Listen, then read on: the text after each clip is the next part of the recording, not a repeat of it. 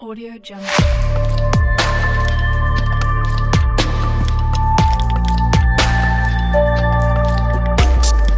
Audio Jungle.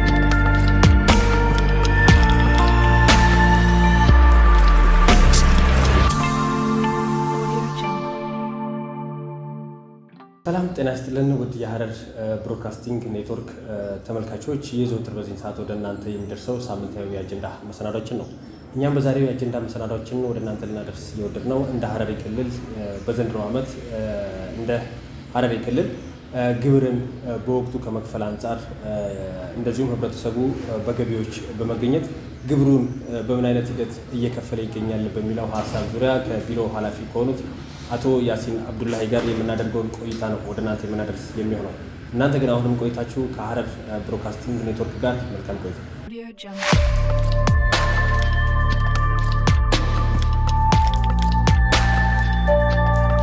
Audio Jungle.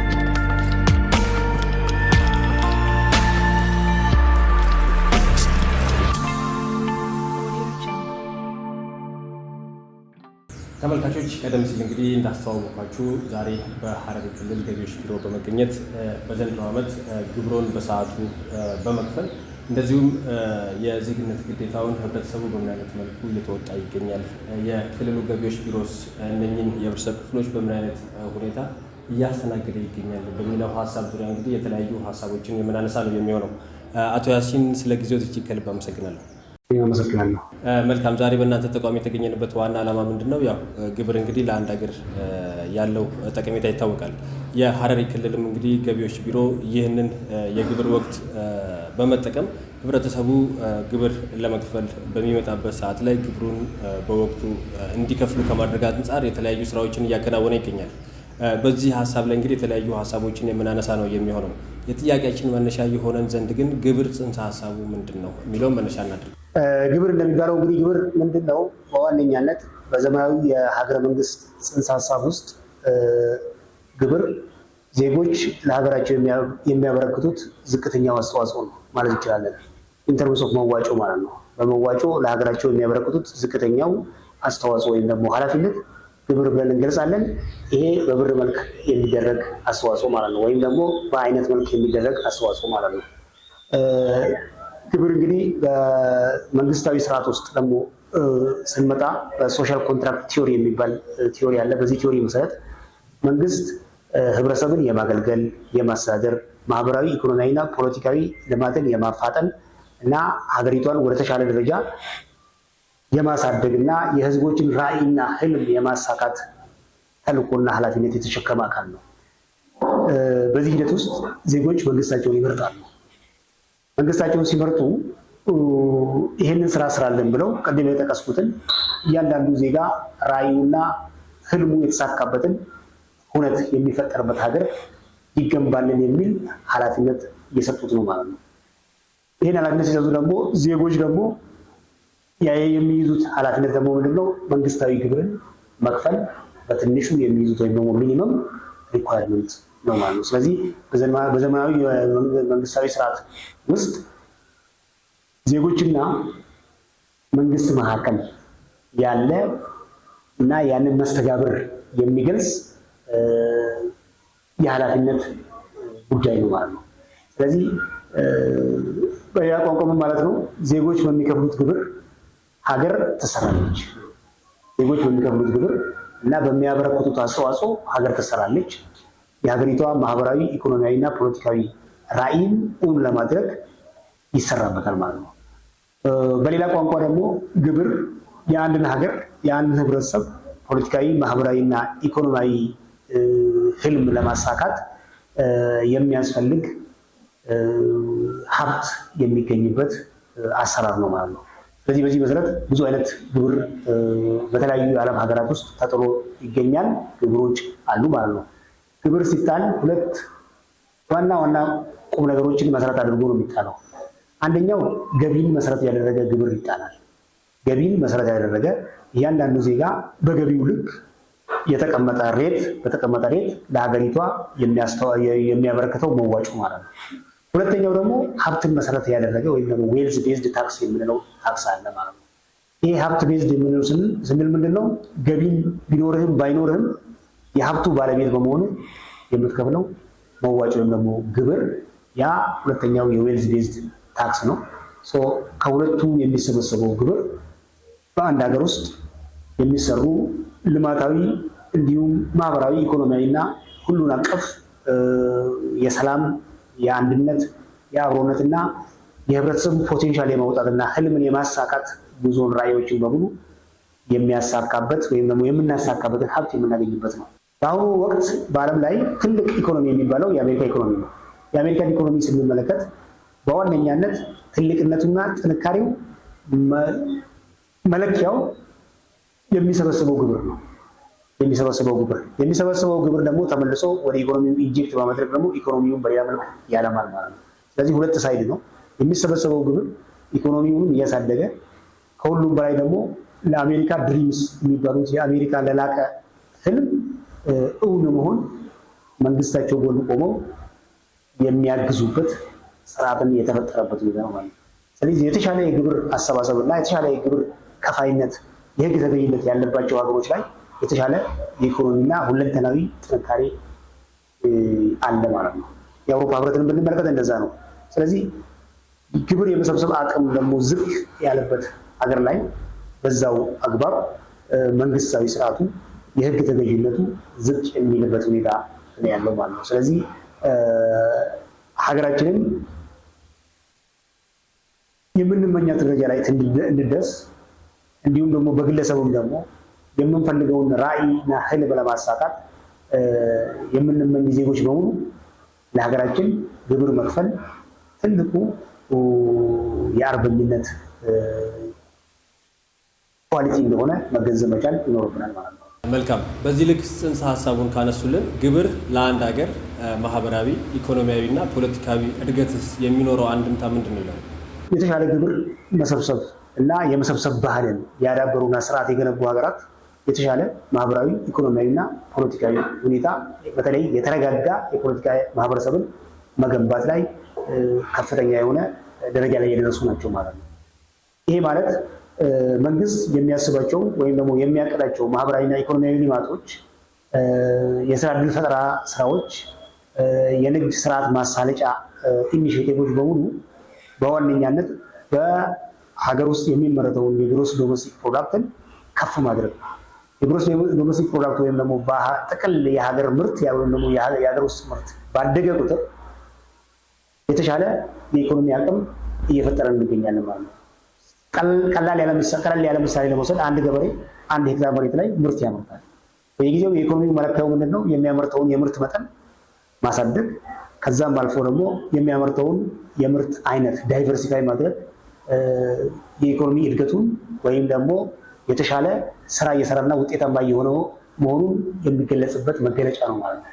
በዛ መሰረት እንደ ሀገር ስንወስድ በየዘርፉ የሚመረቱት ጥቅል ሀገራዊ ምርቶች ባደጉ ቁጥር ከዛም አልፎ ደግሞ ዳይቨርሲፋይ በሆኑ ቁጥር ወይም ደግሞ አንድ ምርት ላይ ብቻ የተመሰረተ ሳይሆን ብዙ ምርቶች በተመረቱ ቁጥር የሀገሪቷ የኢኮኖሚና ማህበራዊና ሁለንተናዊ የፖለቲካ አቅሟ እያደገ የሚመጣበት ሁኔታ ነው ያለው ማለት ነው። ስለዚህ መንግስት የሚያቀዳቸው እቅዶች እነኚህን ሲያሳድግ በአንድ መልኩ፣ በሌላ መልክ ደግሞ ከነዚህ ስራ የሚገኘውና የሚሰበሰበውን የግብር መጠን ያሳድጋል ማለት ነው። ግሮስ ዶሜስቲክ ፕሮዳክቱ ባደገ ቁጥር የሚሰበሰበው የግብር መጠንም ያድጋል ማለት ነው። ይሄ የሚያድገው ደግሞ ተመልሶ በኢኮኖሚ ውስጥ ኢንጀክት የሚደረግ በመሆኑ መንግስት ይህን ነገር ጋይድ ለማድረግና ለመምራት ፊዚካል ፖሊሲ የምንለውን ቱል ይጠቀማል። ፊዚካል ፖሊሲ ማለት ወጪና ገቢን በመቆጣጠር ጋይድ በማድረግና በመምራት የሀገሪቷን ኢኮኖሚ ማሳደግ ማለት ነው። ያን ሀገር ኢኮኖሚ በወጪ ቁጥጥር ወይም ደግሞ ወጪን ጋይድ በማድረግ ምክንያታዊ የወጪ አወጣጥ እንዲኖር በማድረግ ከዛም አልፎ ደግሞ ገቢን በማሳደግ ከየዘርፉ ገቢን በማሳደግ የሀገሪቷን ኢኮኖሚ በማሳደግ የግለሰቦች ህይወት ላይ ኢምፓክት ማሳረፍ ነው። ስለዚህ ከዚህ አንጻር እንግዲህ ግብር ከአንድ ኪስ ወደ ሌላ ኪስ የሚገባ እንደማለት ነው። በግለሰብ ጭምር ስናስበው ማለት ነው። ይህ ማለት የምናመርተው ምርት ባደገ ቁጥር የግብር መጠናችን ያድጋል። የግብር መጠናችን ባደገ ቁጥር ደግሞ ኢኮኖሚውን ለማሳደግ የምንተገብራቸው የኢኒሼቲቮች እየበዙ አቅማችንም እያደገ ይመጣል። አንዱ ሌላኛውን እየመገበ ኢኮኖሚውን ለማሳደግ የሚደረግ ጥረትን የሚያሳልጥ ቁልፍ ጉዳይ ነው ማለት ነው። መልካም። በአሁኑ ወቅት በዚህ በግብር አሰባሰብ ሂደት ዙሪያ እንደ ሐረሪ ክልል ገቢዎች ቢሮ እየሰራችሁ ያላችሁት ስራ ምን ይመስላል? በዋነኛነት በክልሉ ውስጥ የሚመነጨውን የገቢ ምንጭ ወይም ደግሞ ከክልሉ ኢኮኖሚ የሚመነጨውን ገቢ የመሰብሰብን ኃላፊነት ተሰጥቶት የሚሰራ ተቋም ነው። በዚህ መሰረት በ2018 ባደረግነው ቅንጅታዊ አሰራር እና አካሄድ የዕቅዳችንን 99% በማሳካት 4 ቢሊዮን 625 ሚሊዮን በላይ የሆነ ብር መሰብሰብ ችለናል። ይሄም የሚያሳየው ከባለፈው ዓመት የ2017 አፈጻጸማችን አንጻር በ50% የሚበልጥ ገቢ በመሰብሰብ የላቀ ስራ ማሳካት ችለናል። ይህም እንግዲህ ግብር ከፋዮቻችን ሁሉም ባለድርሻ አካላት እና የክልሉ መንግስት ባደረገው ቅንጅታዊ አሰራር እና በመራው አግባብ ይሄ ውጤት ተሳክቷል ማለት ነው። በዋነኛነት እንግዲህ ከክልል ውስጥ የሚመነጨውን ገቢ ሙሉ በሙሉ ፍትሐዊ በሆነ መልክ አሟጦ መሰብሰብ የዚህ ተቋም ቁልፍ ተልዕኮ ነው። በተለይ ግብር የፍትህ ጉዳይ ነው። ሁሉም ዜጎች በገቢ ግብር አዋጁ መሰረት አዋጁ በሚያስቀምጠው መሰረት በገቢያቸው ልክ ተመስርቶ መከፈል የሚገባውን ግብር መክፈል አለባቸው ማለት ነው። ስለዚህ የሚጀምረው ግብር ከአሰስመንት ነው። ማን ምን አገኘ ወይም ደግሞ ምን ያህል ገቢ አገኘ የሚለው ጉዳይ ቁልፍ ጉዳይ ነው ማለት ነው።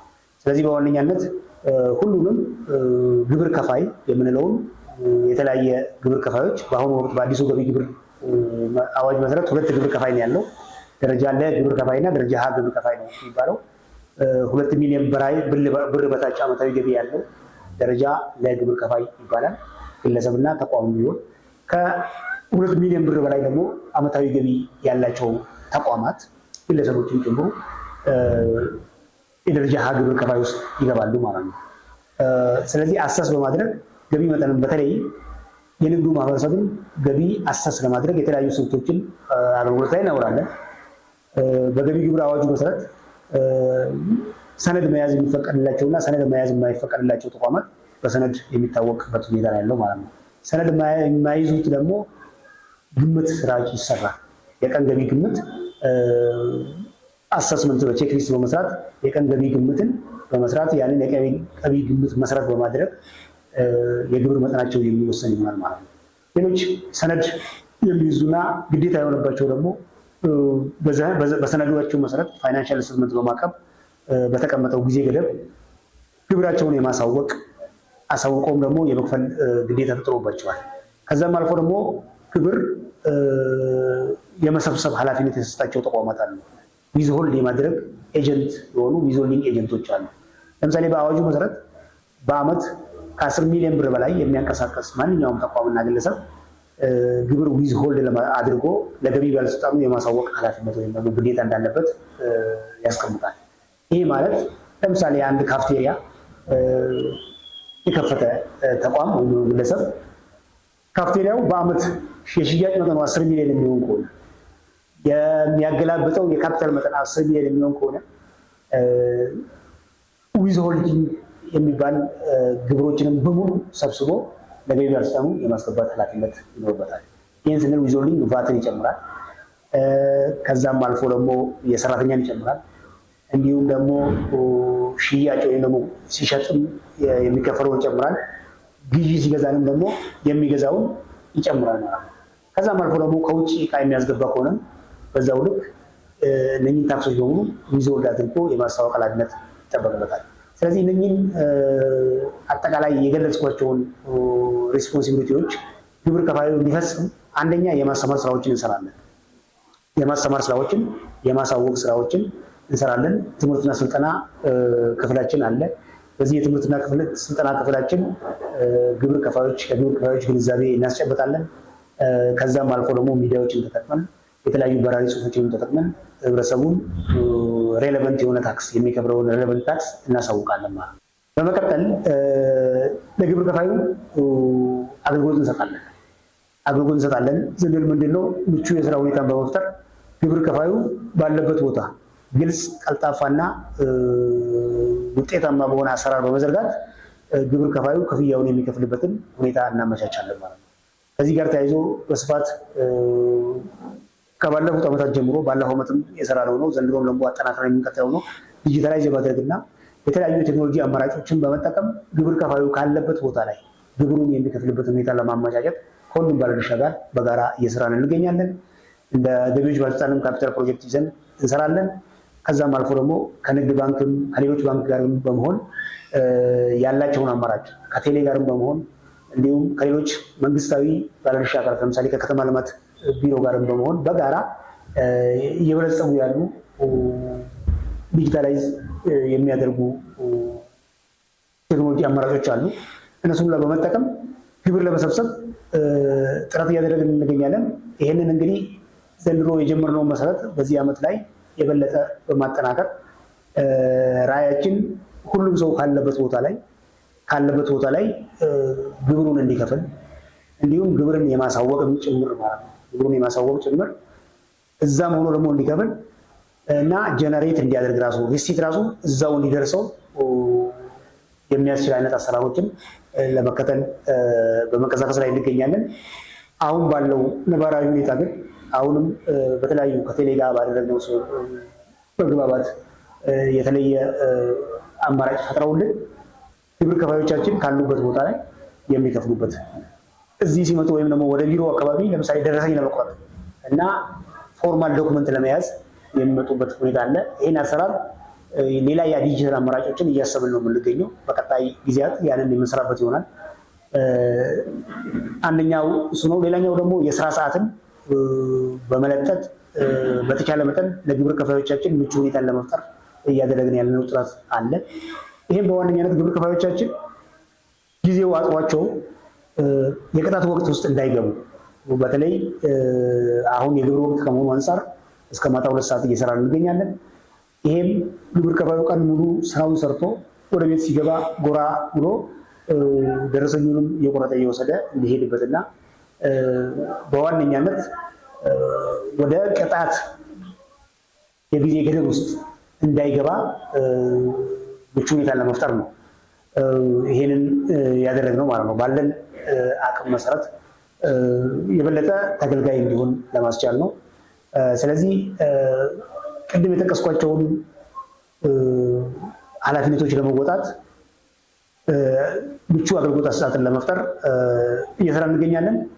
ሌላኛው ደግሞ ከግብር ጋር ተያይዞ እንግዲህ አንዱ ቁልፍ ጉዳይ ምንድነው? የቅሬታ አፈታት ጉዳይ ነው።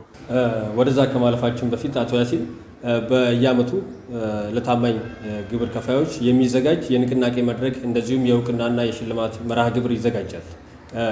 ከጥቂት ቀናት በፊትም እንግዲህ እንደ ሐረሪ ክልል ይህ የንቅናቄ መድረክ ተካሂዷል። በየዓመቱ ታማኝ ግብር ከፋዮችን በሽልማትና በእውቅና ማበረታታት ዋና ዓላማው ምንድን ነው የሚለውን ቢያነሱ። መልካም። እንግዲህ በየዓመቱ ስራዎችን ጀምረን ሲጨርስ በሂደቱ ውስጥ የተሳኩ ተሞክሮችን፣ መልካም ነገሮችን ቀምሮ ለቀጣይ ሩጫ መዘጋጀት መልካምና ጥሩ ነገር ነው። ስለዚህ በየዓመቱ ሐምሌ ላይ የግብር ወቅት ታማኝ ግብር ከፋዮችን መርጠን በተቀመጠው መስፈርት መሰረት መርጠን የምንሸልምበት ዋናው ዓላማ አንደኛ የሰራንና ታማኝ የሆኑ ሰዎችን ለማመስገንና በቀጣይ ደግሞ ታማኝ የሆኑ ሰዎች እንዲበረከቱልና እንዲበዙልን፣ ሁለተኛው ደግሞ ከባለድርሻ አካላት ጋር የተሻለ ቅንጅታዊ አሰራር ለመፍጠርና የቀጣይ የትኩረት አቅጣጫዎችን ግንዛቤ እንዲያዝልን ስለምንፈልግና የጋራ የስራ ርብርብ ለማድረግ ምቹ ሁኔታን ለመፍጠር ነው። ሌሎች እንደዛ አይነት ብዙ ታማኝ ሰዎች ያስፈልገናል። እዚች ሀገር ላይ ብዙ አይነት በየዘርፉ የሚሰሩ ለሀገራቸው የሚለፉ በስራቸው ላይ ውጤታማ ሆነው ለሌሎች አርአያ የሆኑ መልካም ሰዎች ያስፈልጉናል። ስለዚህ አንዱ ዋናው ቁልፉ ዓላማ ብዙ መልካም ሰዎችን በቀጣይነት ለማፍራት ነው። ሌላኛው ደግሞ እነሱ ራሳቸው ለመልካምነታቸው ለማመስገን ነው። እነሱ ራሳቸው ለመልካምነታቸው ለማመስገንና በጀመሩት የስኬት መንገድ ላይ የበለጠ ስኬታማ እንዲሆኑ ለማበረታታት ነው። ከቁልፍ ባለድርሻ አካላት ጋር ቅንጅታዊ አሰራርን መፈተሽና የበለጠ ለማጠናከር መስራት ነው። ምክንያቱም አንድ ዘመን ሲያልቅ አዲስ ዘመን ይመጣል። ያለፈ ዘመን መልካም ነገሮች ለአዲስ ዘመን መሰረት ይሆናሉ።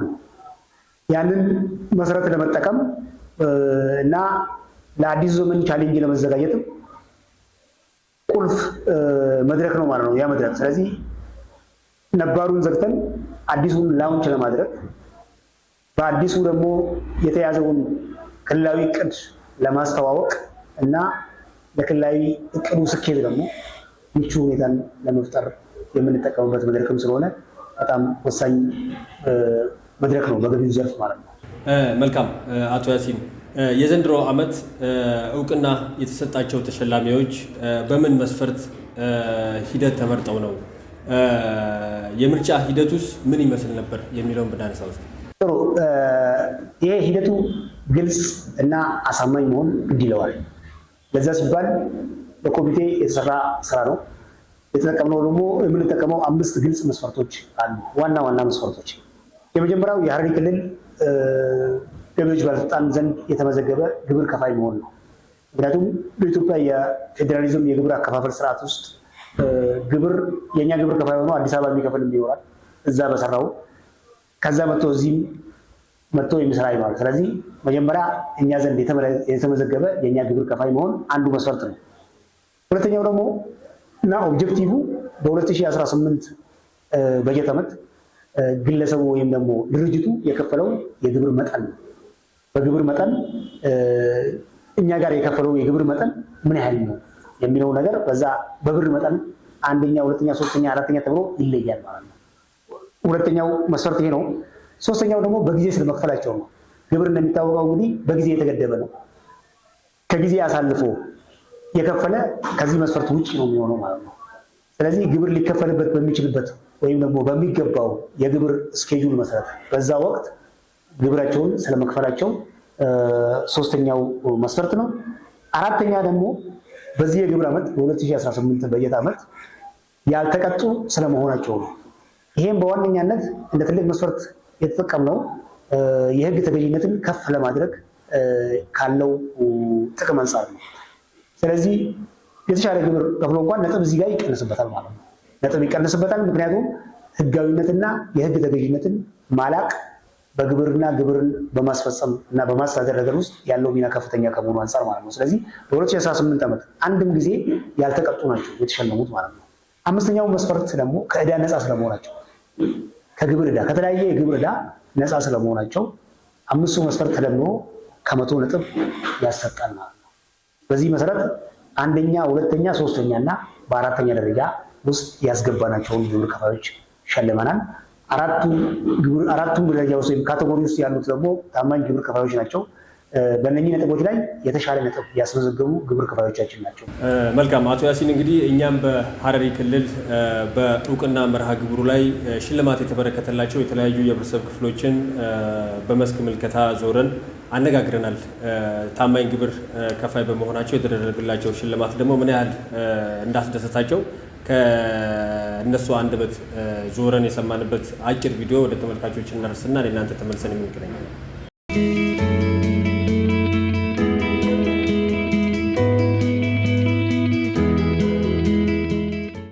ግብር ያበረታታል፣ ያነቃቃል። ግብርን በመክፈልህ ትነቃቃለህ፣ ደስተኛ ትሆናለህ። ግብርን መክፈል ማለት ዋናው ነገር ዕዳ ነው። አንድ ዕዳ አንተ ላይ ማለት ብድር ልበለህ እንደ ብድር ላይክ መንግስት ብድር ይሰጥሃል፣ ተመልሶ ይጠይቅሃል። ያንን ስትከፍል ደግሞ ሪላክስ ትሆናለህ፣ ትከፍላለህ። በተጓዳኝ ደግሞ ማለት ነው አንተ ግብርን በመክፈልህ አንደኛ ለድርጅትህ ጥቅም አለው፣ ሁለተኛ ለሀገርህ ለህብረተሰቡ ጥቅም አለ እና ያንን ደግሞ እያየነው ነው ያለው። ግብር ለመሰረተ ልማት ያገለግላል። ይህ ሁሉ የሚታየው አገልግሎቶች፣ ይህ ሁሉ የሚታዩ ልማቶች ውሃ፣ መብራት፣ ኤሌክትሪክ፣ ጤና የመሳሰሉት የሚሰራው በግብር ነው። ስለዚህ ይሄ ግብር ካልተከፈለ ይሄ ነገር መንግስት በራሱ ከየት አያመጣም። ስለዚህ ይሄ ነው ዋናው ማለት ነው። ዋና እሴቴ ወይም መርሄ ግብር ግዴታ ነው የሚል ነው። ግብር ግዴታ ነው፣ ፈልገህ የምትከፍለው አይደለም፣ መከፈል ያለበት ነገር ነው። ምክንያቱም ዛሬ የምናየው ሀገራችን ላይ የምናየው እድገቶች፣ ጤና ጣቢያዎች፣ ትምህርት ቤቶች፣ ኢቭን ልጆቻችን ለወደፊት ሲገቡ ዩኒቨርሲቲ እዚህ ሀገር ፍሪ ነው፣ ውጭ ሀገር ግን ከፍለህ ነው የምታስተምረው። መብራት፣ ውሃው፣ ጤና ተቋማቱ፣ መንገድ ስራዎች፣ ይሄ ሁላ ህብረተሰቡ ለመንግስት በሚከፍለው ግብር የሚሰራ ነው። ስለዚህ ግብር መክፈል ግዴታ ነው። ይሄ እሴቴ ነው። ግብር መክፈል ያው የማንም ዜጋ ግዴታ ነው። የሰራ ሰው በሙሉ በፍቃድ አውጥቶ በህገ መንግስቱ በሚፈቅደው መሰረት የሚሰራ ሰው ማንኛውም ሰው ግብር መክፈል አለበት። እኔም እንደ አንድ ዜጋ ይህን ኃላፊነቴን በተከታታይ ዓመታት በከፍተኛ ግብር ከፋይነትና በታማኝ ግብር ከፋይነት ያው ክልሉም የገቢዎች ባለስልጣንም እየሸለመኝ እና የእውቅና ይህም እየሰጠኝ ይገኛል። እና እኔ ግብር መክፈል ተገቢ ነው ብዬ ነው የማምነው።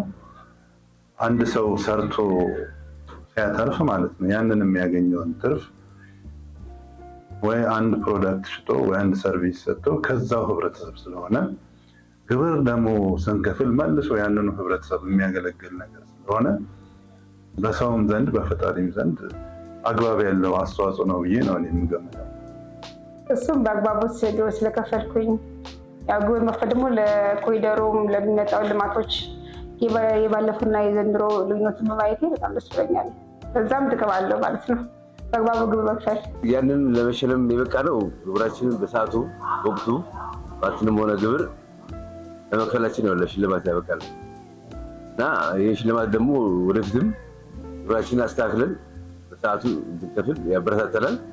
ማንኛውም የዓለም ሀገር በግብር ነው ብዙ ነገሮችን የሚሰራው። ተቋማት ይሰራሉ፣ የመንገድ፣ የትምህርት ተቋማት፣ የሕክምና ተቋማት፣ በመንግስት ሰራተኞች ደሞዝም ጭምር ከግብር ነው የሚገኘው እና ግብር የማንኛውም ሀገር የጀርባ አጥንት ነው።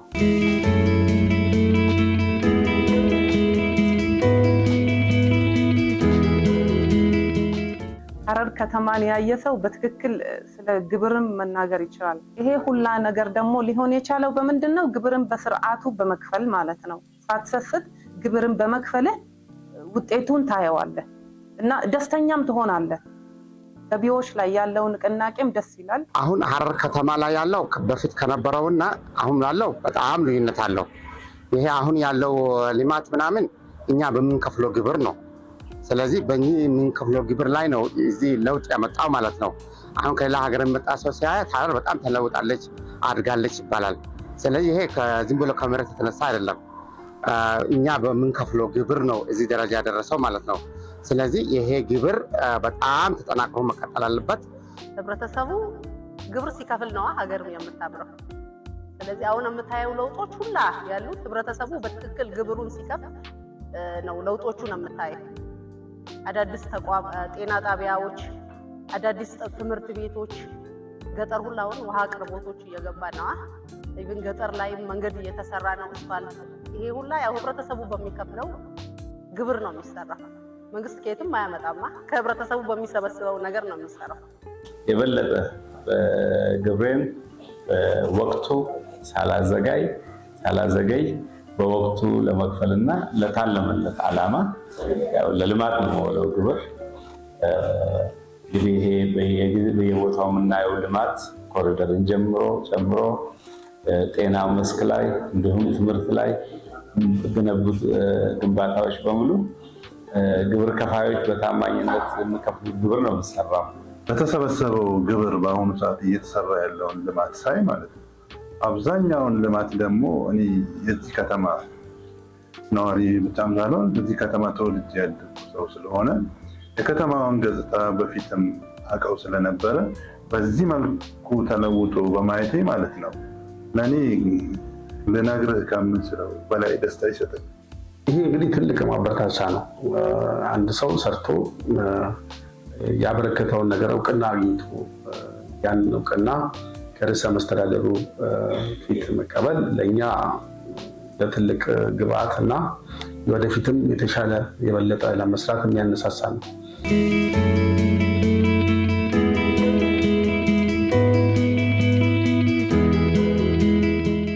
ተመልካቾች ቀደም ሲል እንግዲህ ወደ እናንተ ያደረስነው አጭር ቪዲዮ እንደ ሀረሪ ክልል በተደረገው የንቅናቄ መድረክ ላይ ከክልሉ ገቢዎች ቢሮ የተደረገላቸው የእውቅናና የሽልማት መርሃ ግብር ምን ያህል ለቀጣይ ስራ እንዳነሳሳቸው ነው እንግዲህ የተለያዩ የህብረተሰብ ክፍሎች በአጭር ቪዲዮ ወደ እናንተ ያስቃኘናችሁ።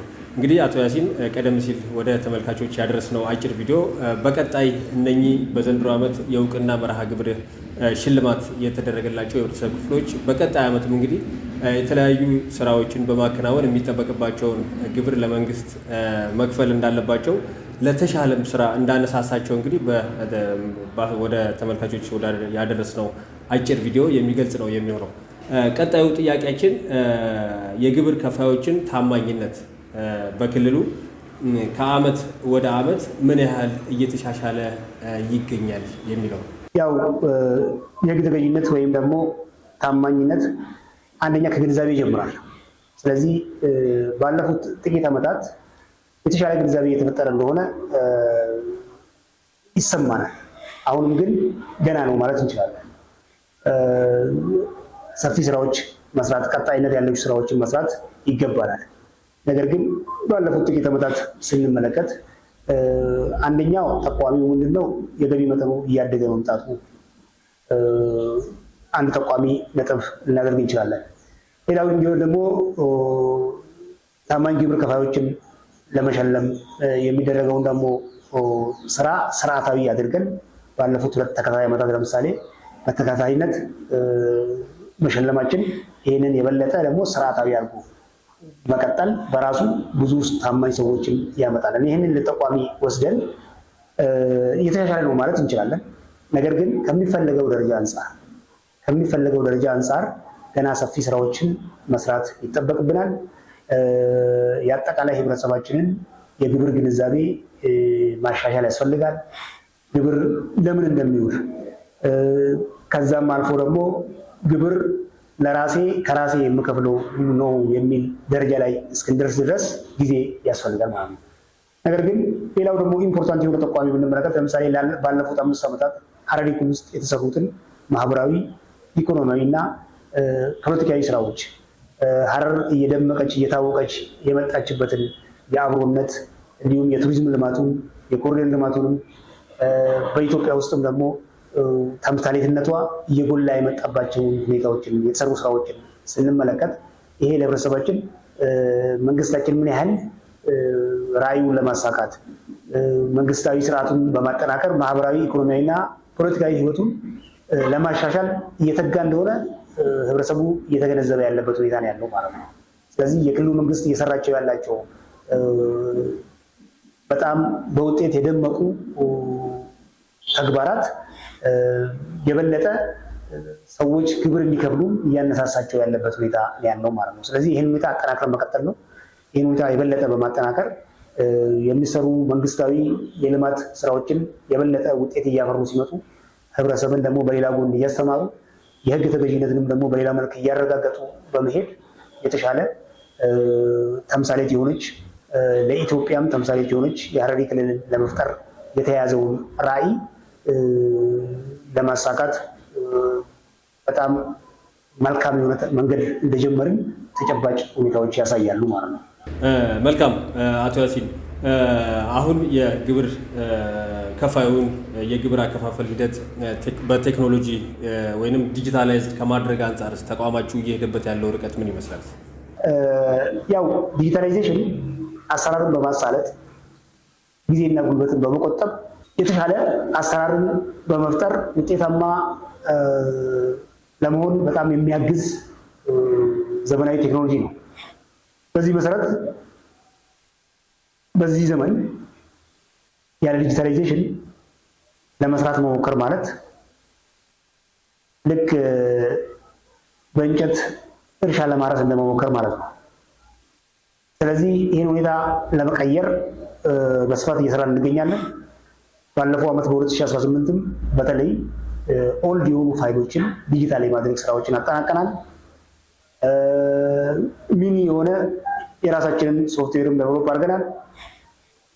ከሌሎች ባለድርሻ አካላት ጋርም በስፋት ሰርተናል። በተለይ ከኢትዮ ቴሌኮም እና ከኢትዮጵያ ንግድ ባንክ ጋር በዚህ የዲጂታላይዜሽን ጉዳይ ላይ የጋራ ኢንተረስትም ስለሆነ ማለት ነው የጋራ ኢንተረስታችንም ስለሆነ በጋራ ኢፈርቶቻችንን ሼር በማድረግ አብረን ሰርተናል። ከዛም አልፎ ደግሞ የክልሉ የተለያዩ መንግስታዊ ተቋማት ጋር በዚህ ዙሪያ ላይ በቅንጅት ሰርተናል። ያንን የበለጠ አጠናክረን የምንቀጥል ይሆናል። ራዕያችን ዲጂታላይዜሽን ጋር ተያይዞ ከወረቀት ነፃ ከሰው ንክኪ የጸዳ እንዲሁም የስራ ሰዓትን በሚቆጥብ መልኩ በተለይ የንግድ ማህበረሰብ ካለበት ቦታ ላይ ግብር በመክፈል ብቻ ሳይሆን ሪሲት ወይም ደግሞ ደረሰኝን ጀነሬት የሚያደርግ አይነት ስርዓትን የመፍጠር ራዕይ ይዘን እየሰራ እንገኛለን። በዚህ ዓመትም ካፒታል ፕሮጀክት ይዘናል። ለዛ የሚረዳንን ትልቁ ነገር ደግሞ ከሌሎች ስርዓቶች ጋርም ኢንቴግሬት የማድረግ ስራዎችን እየሰራ እንገኛለን። የግብር አከፋፈል አማራጮችንም ደግሞ በየቦታው ተደራሽ የማድረግና የበለጠ ቀልጣፋ እንዲሆን ማድረግ። ለምሳሌ በሐረሪ ክልል የመሶብ አገልግሎት የጀመርንበት ተቋም አለ። በዚህ ተቋም ውስጥ የተለያዩ መንግስታዊ ተቋማትን በተሻለ ቅልጥፍና አገልግሎት እንዲያገኙ ጀምረናል። አንዱ ምንድነው የገቢ ዘርፍም የተወሰኑ ስራዎችን ወደዛ ያስገባንበት ከከተማ ልማትና ኮንስትራክሽን ቢሮ ጋርም ደግሞ በቅርበት እየሰራን በዚህ የዲጂታላይዜሽን ስራ ላይ የተለያዩ በተለይ ከፕሮፐርቲ ታክስ አሰባሰብ ጋር ተያይዞ አዳዲስ አፕሊኬሽኖችን ሁላ በማበልጸግ ስራዎች እየሰሩ ነው የሚገኙት። ከሌሎች መንገድ ልማትና ትራንስፖርት ቢሮ ጋርም እንደዚሁ በተለይ ከትራንስፖርት ታሪፍ አሰባሰብ ጋር ተያይዞ በዚህ ዘርፍ እየሰራ እንገኛለን። ስለዚህ እዚህም እዚያም እየተሰሩ ያሉ ስራዎችን ሞር ኢንቴግሬት አድርገን የገቢ አሰባሰቡ የተሻለ ቀልጣፋ በአጭር ጊዜ የሚሰበሰብ እንዲሁም ስርዓታዊ ካደረግን የገቢ መጠናችንንም ከፍ ማድረግ እንችላለን። ከዛም አልፎ ደግሞ ሊታይ የሚችሉ ብልሹ አሰራሮችንም ደግሞ እንቀንሳለን ማለት ነው። ከሰው ንክኪና ከሰው ውሳኔ ከማኑዋሊዝም ወይም ደግሞ ከማኑዋል አሰራር ስናወጣው ቢያንስ በተወሰነ መልክ ለተሻለ ግልጽና ስነ ምግባርን መሰረት ያደረገ አሰራር የራሱ አስተዋጽኦ ያበረክታል ማለት ነው። ስለዚህ ይህንን ጅምር ስራዎችን የማጠናከር እንዲሁም ደግሞ አዳዲስ አቅሞችን የመፍጠር አማራጮችን ለይተን በመስራት ላይ እንገኛለን። መልካም አቶ ያሲን፣ ከህብረተሰቡ የሚነሱ ቅሬታዎችንስ ተቋማችሁ በምን አይነት መልኩ ነው እያስተናገደ የሚገኘው የሚለውን ቢያነሱ። ጥሩ። በግብር አሰባሰብ ሂደት ውስጥ ቅሬታ ናቹራል የተለመደ ነገር ነው ማለት ነው። ስለዚህ ቅሬታን መነሳቱ እኛም ደግሞ እንደ አመራር እዚህ ያለነው ቅሬታ ለመፍታት ህብረተሰብን ለማገልገል መሆኑን በዚህ አጋጣሚ ማንሳት ተገቢ ነው ማለት ነው። ስለዚህ በተለይ ግብር ከፋዩ የሚከፍለው ግብር ግልጽ እንዲሆንለት፣ አሰራሩም ግልጽ እንዲሆንለት፣ የሚከፍለው የግብር መጠንም እንዴት እንደመጣና በየትኛው ፎርሙላ ያንን ብር እንደሚከፍል ሊገባው ይገባል። ስለዚህ የሚነሱ ቅሬታዎችን በሁለት መልክ ማየት እንችላለን። ትክክለኛ ቅሬታዎች አሉ፣ በዛው ልክ ደግሞ የግንዛቤ ክፍተት ያለባቸው ቅሬታዎች አሉ። ሁለቱንም በትክክል ለማስተናገድ እንደ ሐረሪ ክልል ገቢዎች ባለስልጣን እንደ አንድ ዋና ስራችን አድርገን በመስራት ላይ እንገኛለን ማለት ነው። ግንዛቤንም እየፈጠረን እንዲሁም ደግሞ ትክክለኛ ቅሬታውንም ደግሞ አይተን ቅሬታውን ኮንሲደር በማድረግ ኤቪደንስ ቤዝድ በሆነ መልክ ወይም ደግሞ መረጃን መሰረት ባደረገ መልክ ቅሬታን በመፍታት ላይ እንገኛለን ማለት ነው። በዚህ መሰረት የቅሬታ ኮሚቴን አደራጅተን በቢሮ በየጊዜው በቋሚ ቅሬታ ኮሚቴ አለ ማለት ነው። ይሄ ኮሚቴ በየሶስት ወሩ ሪሸፍልም የምናደርገው ኮሚቴ ነው ማለት ነው። በየሶስት ወሩ አዳዲስ ተሞክሮዎችን አዳዲስ ኢንሲደንቶችን ከግምት ውስጥ በማስገባት በየጊዜው አሰራርን በመፈተሽ ሰውንም በመቀየር የምንሰራበት አሰራር ዘርግተናል። በዚህ መሰረት 5 አባላትን የያዘ የቅሬታ ኮሚቴ አለ ማለት ነው። ስለዚህ በአሁን በተለይ የግብር ወቅት ቅሬታ በአንድ ቀን እንዲፈታ ነው እንደ መርህ አድርገን እየሰራ ነው የምንገኘው ማለት ነው። አንድ ግብር ከፋይ ግብር ሲወጣለት የግብር ውሳኔው ሲደርሰው ያን የግብር ውሳኔ አይቶ ቅር ካለው ቅሬታ ወዲያው ያቀርባል። በዛ መሰረት በአንድ ቀን ቅሬታው የሚፈታበትን ሁኔታ ፈጥረናል ማለት ነው። ከበዛ ምናልባት ኢንቨስቲጌሽን የሚፈልጉ ጉዳዮች ካሉ ኢንቨስቲጌሽን የሚፈልጉ ካሉ ከ3 ቀን ባልበለጠ ውስጥ ቅሬታው የሚፈታበትን ሁኔታ ፈጥረናል። በዚህ አግባብ ይህ ሐምሌ ከገባ በኋላ ራሱ ከ100 በላይ ቅሬታዎችን ፈተናል ማለት እንችላለን ማለት ነው። በተለይ የደረጃ ያለ ግብር ከፋዮች ግብር እየከፈሉበት ያለበት ወቅት ስለሆነ እሱን በመፍታት ላይ እንገኛለን። ይህን አጠናክረን እንቀጥላለን ማለት ነው። ከዚሁ ከቅሬታ ጋር ተያይዘው ግን አንድ ያለው ሚስኮንሴፕሽን ምንድን ነው? ግብር ከፋዩ ግብርን የሚረዳበት አግባብ አሁንም ከፍተኛ የሆነ ችግር ያለበት ጉዳይ አለ ማለት ነው። ያንን ግንዛቤ እየፈጠርን ማሻሻል ይኖርብናል። ምክንያቱም ግብር ከፋዩ ለምሳሌ የተወሰነ ግብር እንኳን ላለመክፈል ፈቃደኛ ያለመሆን ችግሮች አንዳንዴ ይስተዋላል ማለት ነው። በኢትዮጵያ ውስጥ አሁን እውነት ለመናገር ብንመለከት እንደ መንግስት ሰራተኛ ትክክለኛ ግብር የሚከፍል አለ ማለት አንችልም። የመንግስት ሰራተኛ ጥበቃውን ምን ያህል ይከፍላል ብለን ብንመለከት አሁን በተሻሻለው ደሞዝ ማለት ነው በተሻሻለው ደሞዝ በየወሩ እስከ 2000 ያው ከደሞዝ የሚለያየው ሁኔታ እንዳለ ሆነ የተሻለ ደሞዝ የሚያገኙ ጥበቃዎች የተሻለ ባንኮች አካባቢ የሚሰሩት የተሻለ እስከ 40,000 የሚከፍሉ ጥበቃዎች አሉ ማለት ነው። እስከ 40,000 ዓመታዊ ግብር የሚከፍሉ አሉ ማለት ነው። ይሄ እንግዲህ ምንድነው ወደ ለምሳሌ ወደ ንግዱ ማህበረሰብ ስንመጣ ደግሞ አንዳንዴ ለምሳሌ ፀጉር ቤት እናንሳ እንደ ምሳሌ ነው። የሴትም የወንድም ትንሽ የስራ ሱቅም ብንወስድ የቀን ገቢ ግምት የሚሰራው በተደራጀ ቼክሊስት እና ኦብጀክቲቭ በሆነ መንገድ ሚኒመም 3 ሰው የሚሰራ ስራ ነው ማለት ነው። ውሳኔ የሚተላለፍ በዛ ቀን ገቢ ግምት ላይ ተመስርተን የሚወጣውን ግብር ላለመክፈል የሚደረጉ ሙከራዎችና ግብር የመደበቅ ልምምዶች አሉ። እነዛን ልምምዶች አንደኛ ግንዛቤ በመፍጠር ከዛም አልፎ ደግሞ ህግ በማስከበር የህግ ተገዥነትን በማረጋገጥ ግብር በማስከፈል ላይ እንገኛለን። እሱን አጠናክረን እንቀጥላለን። ምክንያቱም ሁሉም ሰው ፌር ሼሩን መክፈል መቻል አለበት ማለት ነው። ጥበቃ የመንግስት መስሪያ ቤት የሚሰራው በየወሩ ከ1500 እስከ 2000 የሚደርስ አይነት ግብር የሚከፍልበት ሁኔታ እያለ ሌላው ደግሞ የቀን ሽያጩ 2000 በላይ የሆነ ሰው የጥበቃን ያክል ግብር አልከፍልም የሚልበት አይነት ኢፍትሃዊነት ማብቃት አለበት ማለት ነው። ስለዚህ ያንን ለማረጋገጥ እንሰራለን። ነገር ግን በዚህ መድረክ ላይ ላረጋግጥላችሁ የምወደው ነገር ምንድን ነው?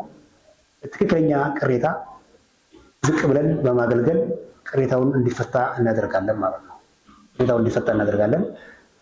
ነገር ግን ለህብረተሰባችንም ደግሞ ያለን ምክር ከአንድ ኪሳችን ወደ ኪሳችን ወደ ሌላ ኪሳችን ማስገባት ስለሆነ ሀገራችንን ማሳደግም ስለሆነ እኛም እንደ አንድ ዜጋ ለሀገራችን የምንከፍለው ክፍያ ነው በሚል በፕራውድ መንፈስ ወይም በሚያኮራበት አይነት ሁኔታ ግብርን ለመክፈል ዝግጁ መሆን ያስፈልጋል። ከዚህ ጋር ተያይዞ ግብር ከፋዮቻችን ጋር ያለው አንዱ ምንድነው የአሰራርና የባህል ችግር አለ ማለት ነው። እሱ የንግዱ ሁኔታ የበለጠ እየዳበረ ሲመጣ የሚፈታ ይሆናል ብዬ አስባለሁ።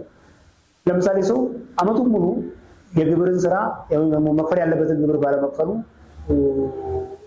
ብሩ የሚሰራበትና የግብር ወቅት ላይ ሀብት እያለው ሲቸገር ይታያል። ይሄ ተገቢ አይደለም። ግብርን መክፈል ገቢን ያገኘ ሰው በሙሉ ግብር መክፈል እንዳለበት መገንዘብና ገና ከመጀመሪያው ወር ጀምሮ ከሚያገኛት ገቢ ለሌላው እንደሚያስበው ለግብሩም ሴቭ ማድረግ መቻል አለበት። ለግብር ሴቭ እያደረገ ሲመጣ የግብር ወቅት ላይ ምንም ሳይቸገር ግብሩን የሚከፍልበት ሁኔታ ያለው ማለት ነው። ይሄ እንግዲህ እንደ ምክር ነው ማለት ነው እና ንግዱም የበለጠ ውጤታማ እንዲሆንለት የሚፈልግ ኢንተርፕሪነር ስራ ፈጣሪና ከራሱም አልፎ ለዜጎች ስራ የሚፈጥር የሀገር ምሰሶ ነው እና ነጋዴ በዛ አይነት እሳቤ የሚሄድ ካልሆነ የሚቸገርበት ሁኔታና ተወዳዳሪ መሆን ላይም ችግር ይገጥመዋል ማለት ነው። ስለዚህ በዚህ መልክ ሄዶ ግብሩን መክፈል መቻል ይኖርበታል። ከቅሬታ ጋር ተያይዞ ግን ቅሬታ ግብር ካለ ይኖራል። ያንን ቅሬታ ግን የምንፈታበት ስርዓት አለን ማለት ነው። ስርዓቱ ተዘርግቷል። ቅሬታው የግንዛቤ ቅሬታ እንኳን ከሆነ ወይ ደግሞ የግንዛቤ ክፍተት ከሆነ ግንዛቤ በመስጠት ከዛም አልፎ ደግሞ ቅሬታው ውሃ የሚቋጠር ኦብጀክቲቭ ቅሬታ ከሆነም ደግሞ ኤቪደንስ ቤዝድ በሆነ መልክ ቅሬታውን በመፍታት ላይ እንገኛለን። አሰራሩን ደግሞ ሞር ባዘመንን ቁጥር ሰልፍም ሞር በቀነስን ቁጥር ቀልጣፋ ሁኔታዎችን በመፍጠር ቅሬታዎች የበለጠ እየቀነሰ የሚመጣበት ሁኔታ ይኖራል። አቶ ያሲን እንግዲህ ያው የተለያዩ ሀሳቦችን እያነሳን ቆይታ እያደረግን ነው የምንገኘው። በመጨረሻ ግን አሁን ባነሳነው ሀሳብ ዙሪያ ቀረ የምትለው መልእክት ካለ በዚህ አጋጣሚ ለማስተላለፍ እድሉ ልስጥ። መንግስት የህብረተሰቡ አገልጋይ ነው። ህብረተሰቡም ደግሞ ኃላፊነት አለበት።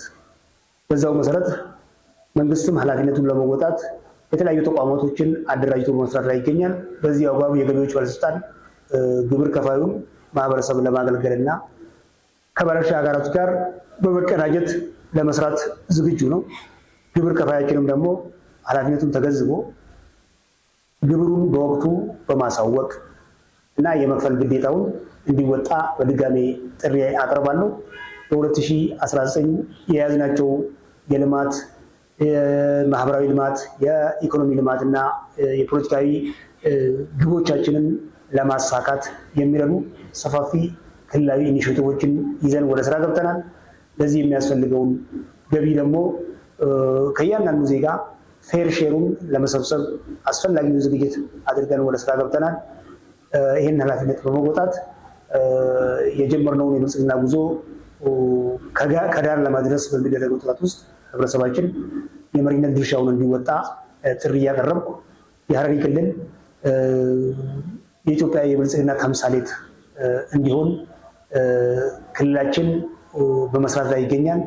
ይህንን በመደገፍ ሁሉም ግለሰባዊና ተቋማዊ አካላት በሙሉ የራሳችሁን ኃላፊነት እንድትወጡ በዚህ አጋጣሚ በድጋሜ ጥሪ እያቀረብኩ ለታማኝ ግብር ከፋዮቻችን ዘንድሮም ታማኝ ሆናችሁ እንድትቀጥሉ እንዲሁም ሌሎች ታማኞችን እንድታፈሩ መልእክት እያስተላለፍኩ በ2018 ለነበረን ቆይታ ለነበረን ስኬታማ ጊዜ ሁሉንም በሐረሪ ክልል ገቢዎች ባለስልጣን ስም ላቅ ያለ ምስጋና ማቅረብ እወዳለሁ።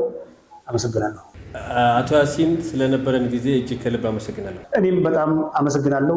የሐረሪ ብሮድካስት ኔትወርክ በቢሮ ድረስ በመገኘት ይህን የመሰለ ኢንተርቪው አድርጎ ለህብረተሰቡ ተደራሽ እንዲሆን በማድረጋችሁ በራሴና በሐረሪ ክልል ገቢዎች ባለስልጣን ስም ከልብ አመሰግናለሁ።